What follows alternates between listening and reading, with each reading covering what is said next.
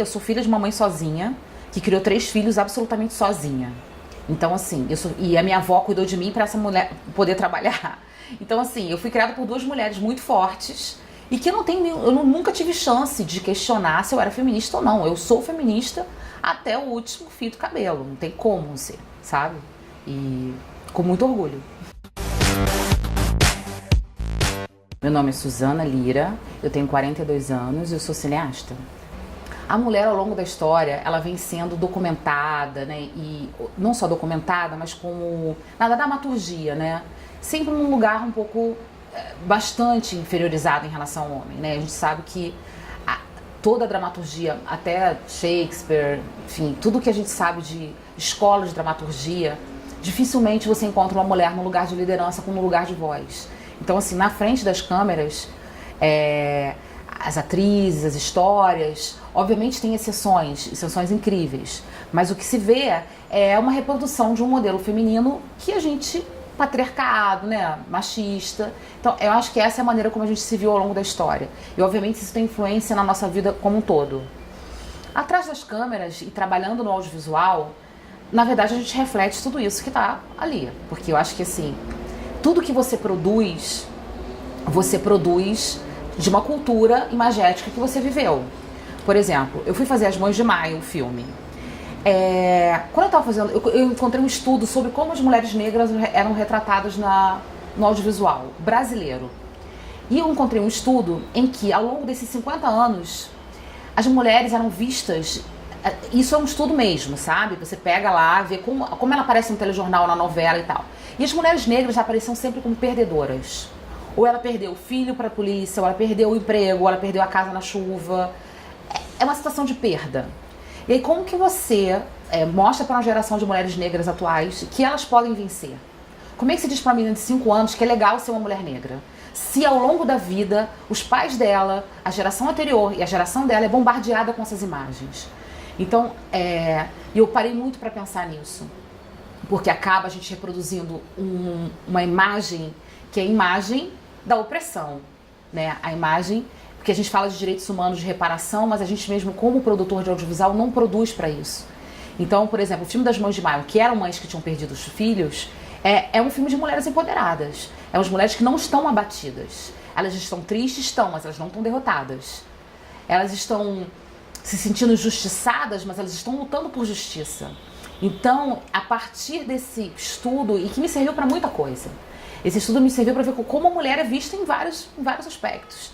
Então, assim, eu na minha produção audiovisual, eu tento hoje colocar a mulher, não à toa a minha protagonista da minha série de ficção é uma mulher. Eu escolhi uma atriz nordestina para fazer.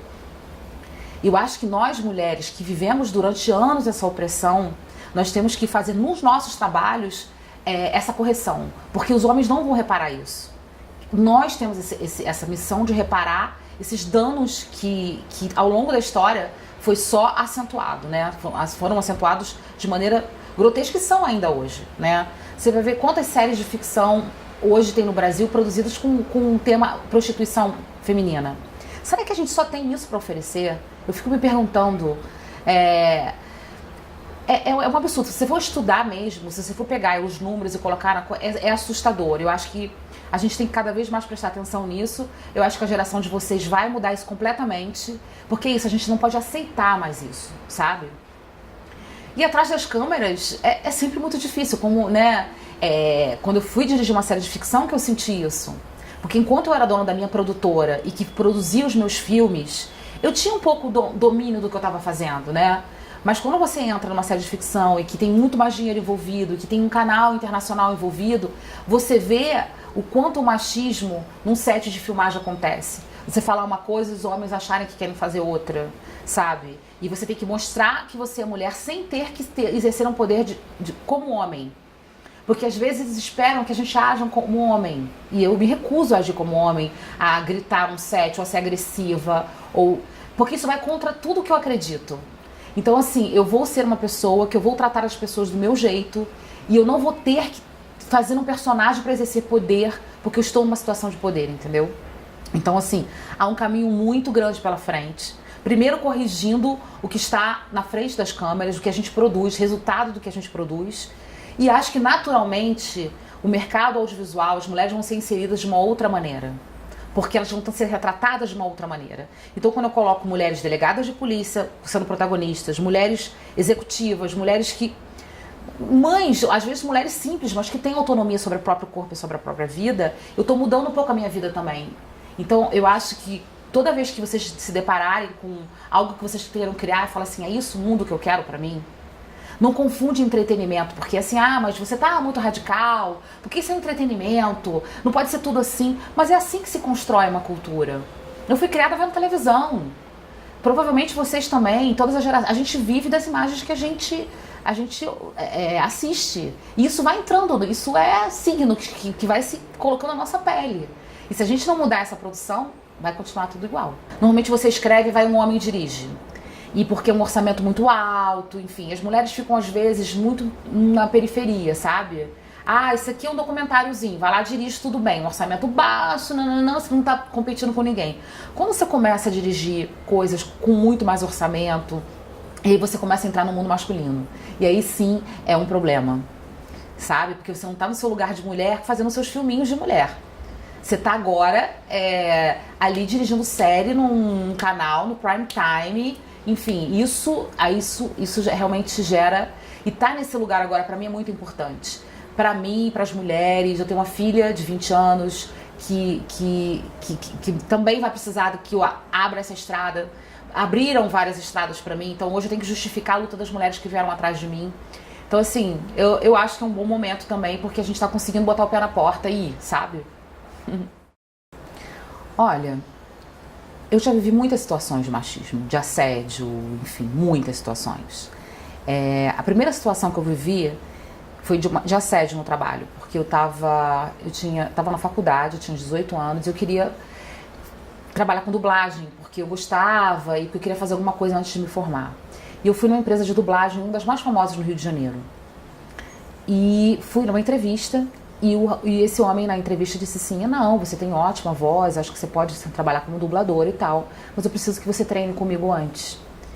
E eu falo, não, tudo bem, eu posso treinar, eu tinha 18 anos, né? E ele falou assim, mas a gente tem que treinar aqui perto. E aí ele tava me indicando que eu ia treinar com ele num motel. E eu era tão inocente que eu não me dei conta disso.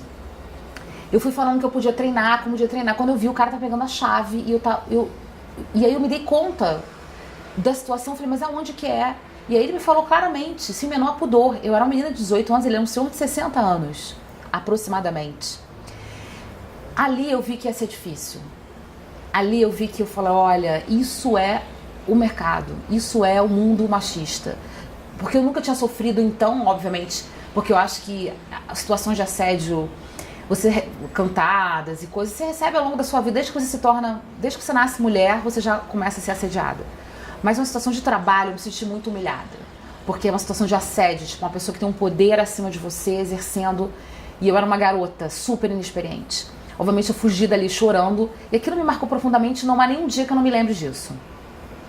E ao longo da vida, às vezes tinham vários projetos, em vários lugares que eu trabalhei, que eram projetos que tinham o meu perfil de pesquisa, de trabalho, e obviamente não me chamaram porque eu era mulher, porque o homem ia topar, porque o homem viaja, porque o homem não menstrua, porque o homem não engravida. E eu me senti muito mal com isso. Porque eu perdia vagas, porque isso, a mulher tem TPM, e eu nunca nem fui uma mulher que tinha TPM, assim, eu não fui nem sequer consultada se eu queria participar daquele projeto. Simplesmente me limaram do projeto por simples fato de que com o homem era mais fácil, porque o homem poderia viajar para a Amazônia, ficar lá. Eu sou uma pessoa que eu fiz isso a minha vida inteira, mas eu fiz porque eu me convidei para fazer isso. Eu corri atrás do projeto e fiz. Agora, a pessoa ligar para mim e falar, Suzana, tem um projeto aqui super legal e que você vai fazer muito bem, e que fuja do padrão mulherzinha, que sempre me colocam e me colocavam a vida inteira nesse padrão, esse é light, ela pode fazer. Isso sempre foi uma coisa minha. Então eu já fiz filmes de todos os tipos que você puder imaginar, eu já gravei em todas as comunidades do Rio de Janeiro, todas as favelas, e já enfrentei tiroteio, nunca isso foi problema pra mim, mas as pessoas achavam que era. Então eu tive que fazer sozinha pra provar de que eu podia. Então, assim, eu poderia ficar a tarde toda falando, desde isso até a situação de assédio e até a situação de que você é chefe de uma equipe de 120 pessoas e os homens têm dificuldade de aceitar a chefia, né? Então é bem difícil. Mas a gente tá lá, a gente tá conseguindo. Né? Eu tô bem otimista, sabe? Eu acho que eu sou uma prova disso. Então, tem mil mulheres, assim, hoje conquistando isso. Várias diretoras incríveis que eu me inspiro muito nelas também.